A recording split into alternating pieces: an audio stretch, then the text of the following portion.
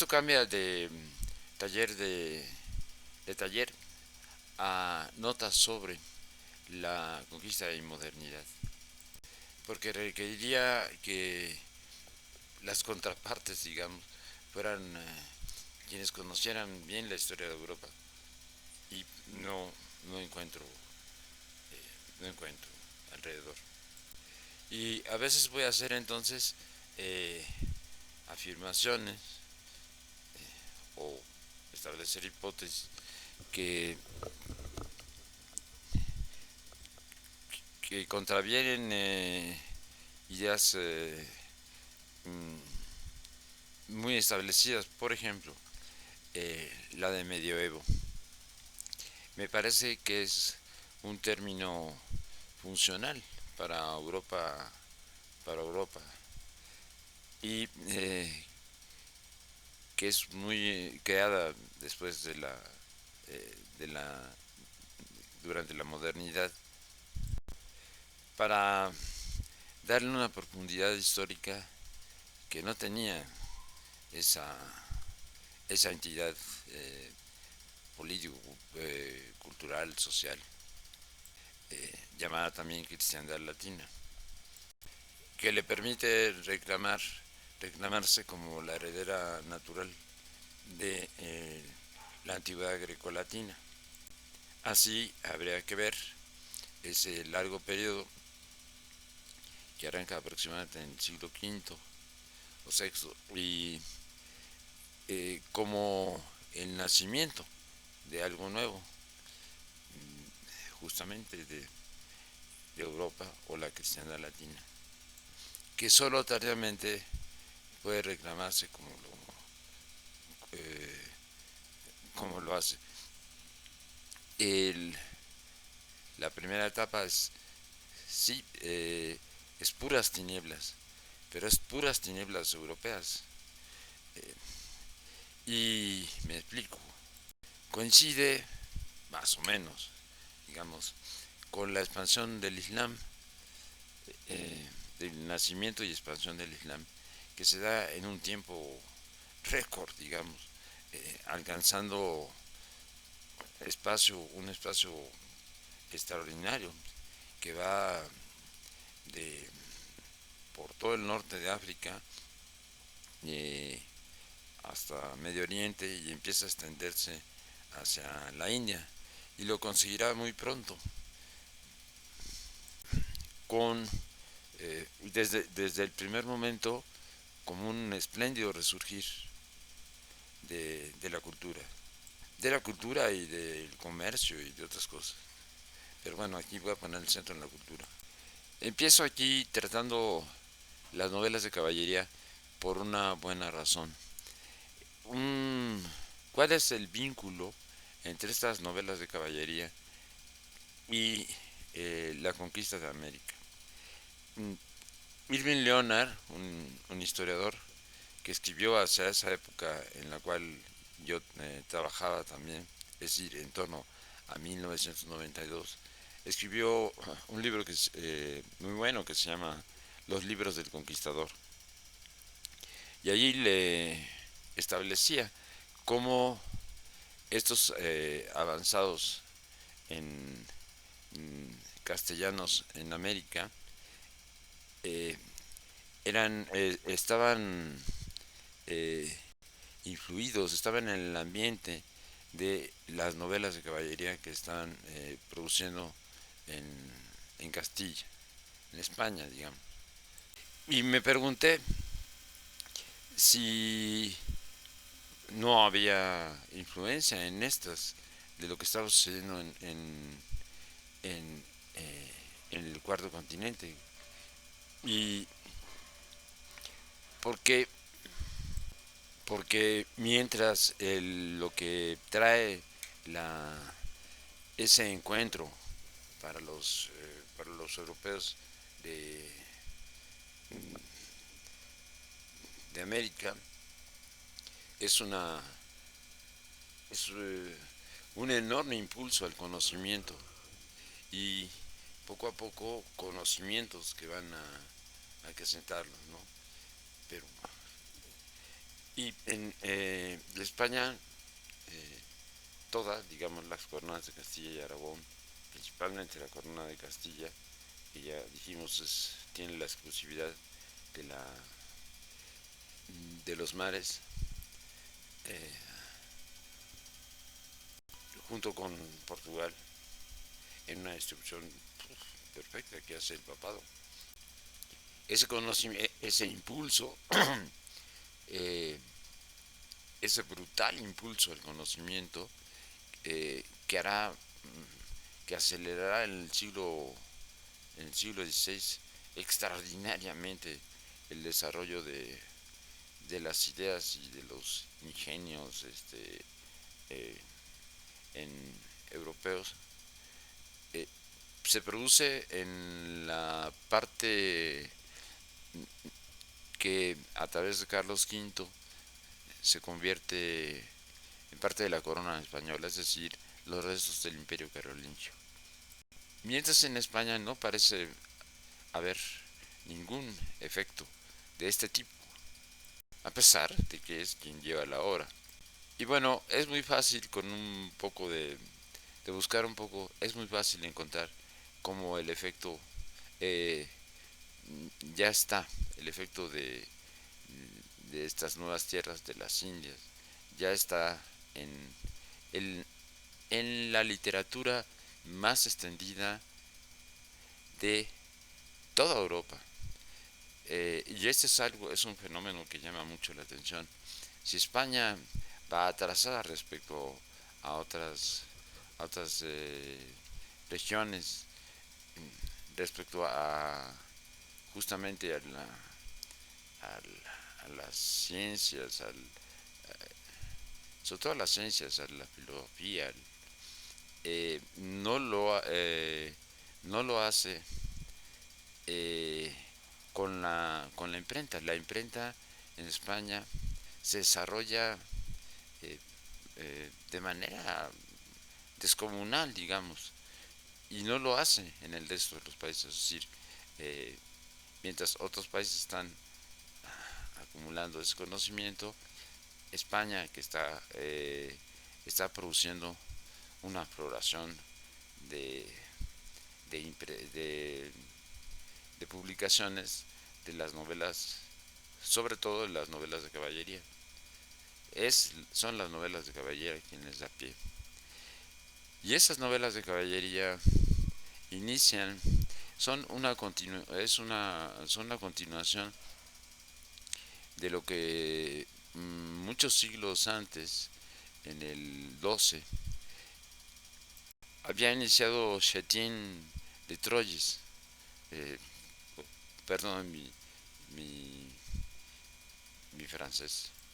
Lo hizo basado, dando un salto desde los cantares de gesta que, eh, que se habían, que venían desarrollándose,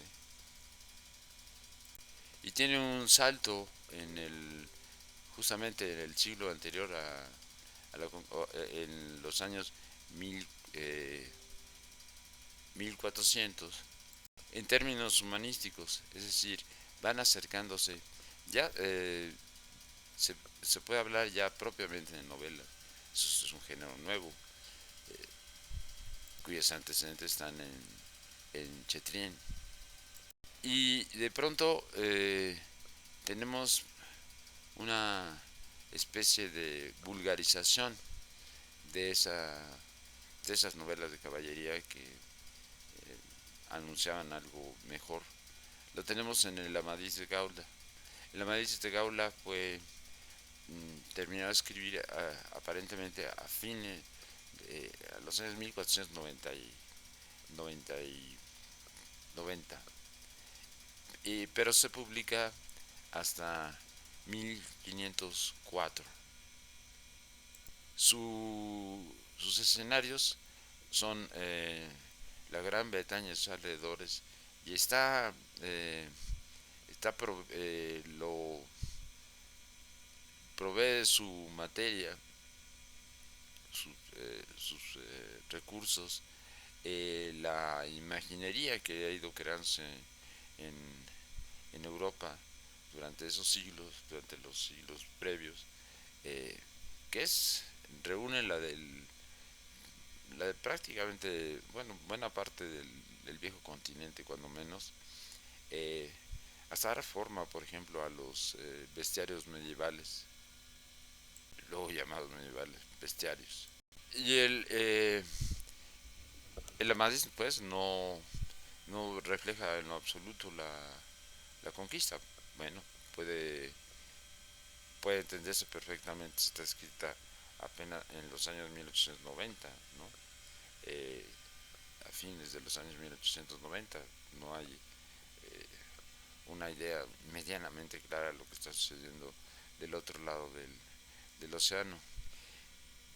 Y para 1510, a la continuación de esa serie, que es Spandlian, eh, sin embargo, ya dice cosas como esta, por ejemplo y sobre todo, sabed que a la diestra mano de las Indias existe una isla llamada California, muy cerca de un costado del paraíso terrenal, y estaba poblada por mujeres negras, sin que existiera allí un hombre, pues vivían a la manera de las amazonas. Eran de bellos y robustos cuerpos, fogoso valor y gran fuerza. Su isla era la más fuerte de todo el mundo, con sus escarpados farallones y sus pétreas costas. Sus armas eran todas de oro, y del mismo metal eran los arneses de las bestias salvajes que ellas acostumbraban tomar para montarlas, porque en toda la isla no había otro metal que el oro. Aquí estamos viendo ya a alguien que, bueno, ya nos ha dicho, tiene eh, las Indias ya son un escenario para él, y es un escenario importante. Bueno, ni más ni menos si tú allí recoge los dichos de Colón, de que allí se encuentra el paraíso terrenal, y la llama California a, no a California, desde luego, porque California queda en el Pacífico, aunque luego tendrá su efecto, ¿no? Ese nombre, pero no se está refiriendo a ella, se está refiriendo a una isla.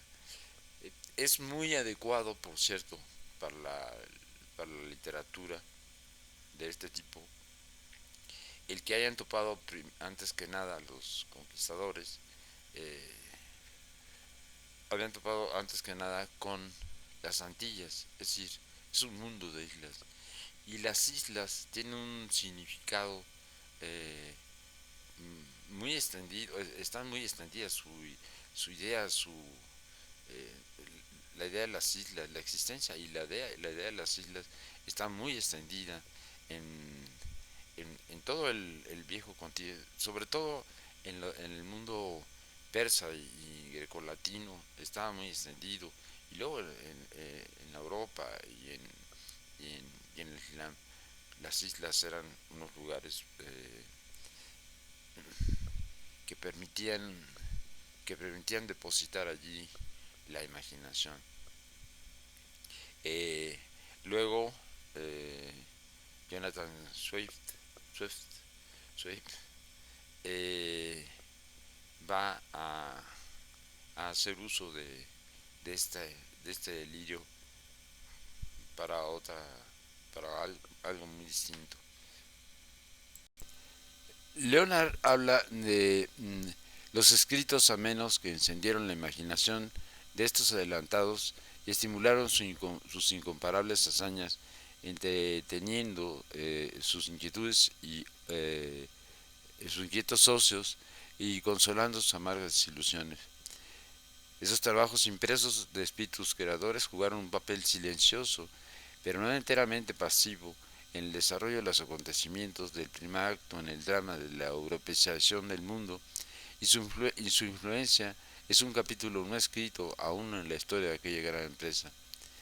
En esta narración, los trabajos seglares, meramente instructivos, y los que no son de ficción, figuran como personajes secundarios, en tanto que la literatura puramente religiosa y teológica, aunque dominante en aquellos tiempos, solo aparece tratada a la ligera. En los estudios de historia moderna no se sopesan en todo su valor las frecuentes y sutiles interacciones entre la literatura y los hechos humanos. Los escritos de ficción no solamente son los registros subjetivos de la experiencia humana, sino a veces son los instigadores inconscientes de las acciones del hombre al condicionar sus actitudes y reacciones. Leonard se basa en el registro, en los registros que consultó en el archivo de Indias en Sevilla. Es decir, puede establecer con bastante claridad eh, qué, qué libros eran los que se leían. Leían los avanzados, Colón y los demás avanzados. ¿Cómo es el mundo en la mirada de, de cada época? Eh, ¿Cómo es el mundo en la mirada eh, de quienes vienen eh, a las Indias, a las llamadas Indias? Entonces, ¿cómo es?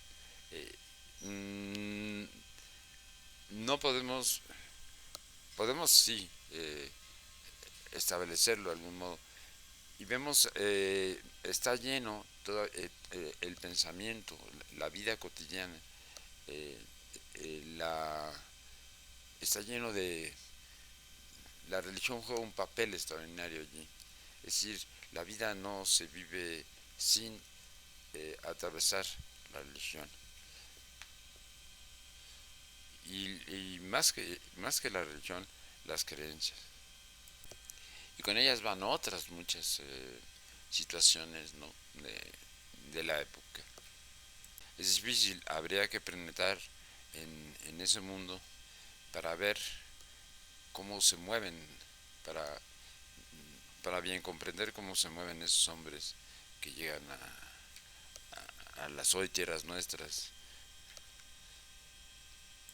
O, sí, bueno, esta nota debe ser limada eh, para, pero bueno, así va en burdo.